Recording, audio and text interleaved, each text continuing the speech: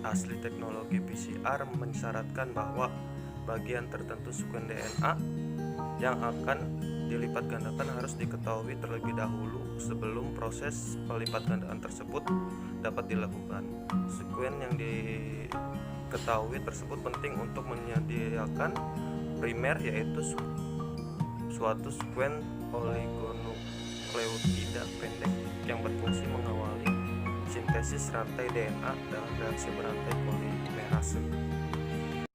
PCR atau polymerase chain reaction merupakan suatu reaksi enzimatis di mana di situ dilakukan penggandaan pada sekuen nukleotida. Tahapan-tahapannya yang pertama yaitu denaturasi. Denaturasi adalah di mana DNA yang tadinya untai ganda dipisahkan menjadi untai tunggal. Lalu pada denaturasi ini suhu yang dibutuhkan yaitu sekitar 92 sampai 94 atau 95 derajat Celcius. Pada denaturasi ini harus dipastikan bahwa untai ganda menjadi untai tunggal. Yang kedua, ada annealing. Pada annealing ini suhu yang dibutuhkan yaitu pada kisaran 70 sampai 74 derajat Celcius. Pada annealing ini yaitu adanya penempelan primer pada DNA tunggal yang sudah melalui proses denaturasi. Lalu yang selanjutnya ada tahap elongasi atau extension. Pada tahap ini adanya pemanjangan primer yang sudah menempel pada DNA tunggal tersebut.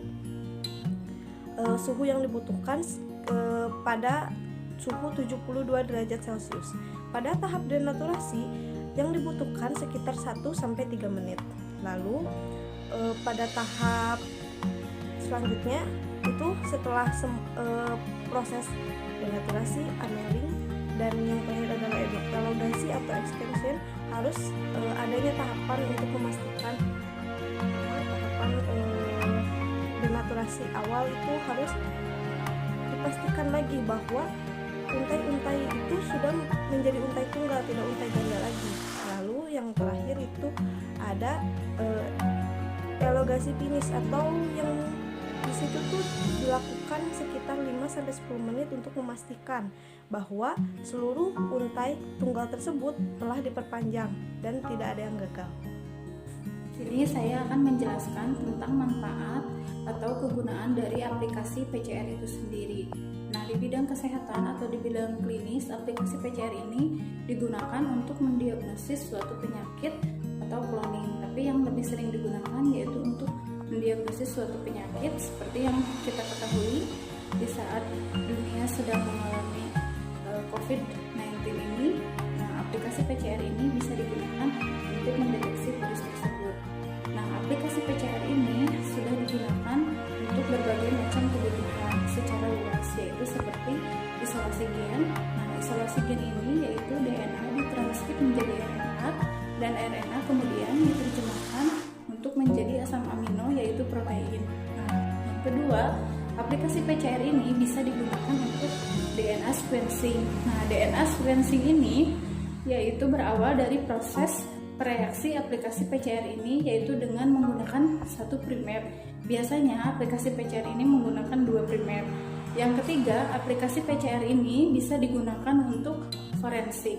Nah, forensik ini yaitu untuk melacak suatu kejahatan baik pelaku atau korban bencana ataupun suatu kecelakaan.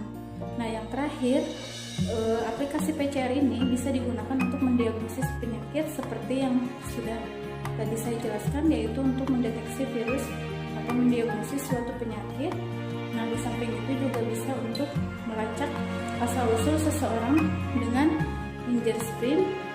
Bisa juga digunakan untuk mendeteksi hubungan kekerabatan antar spesies. Okay.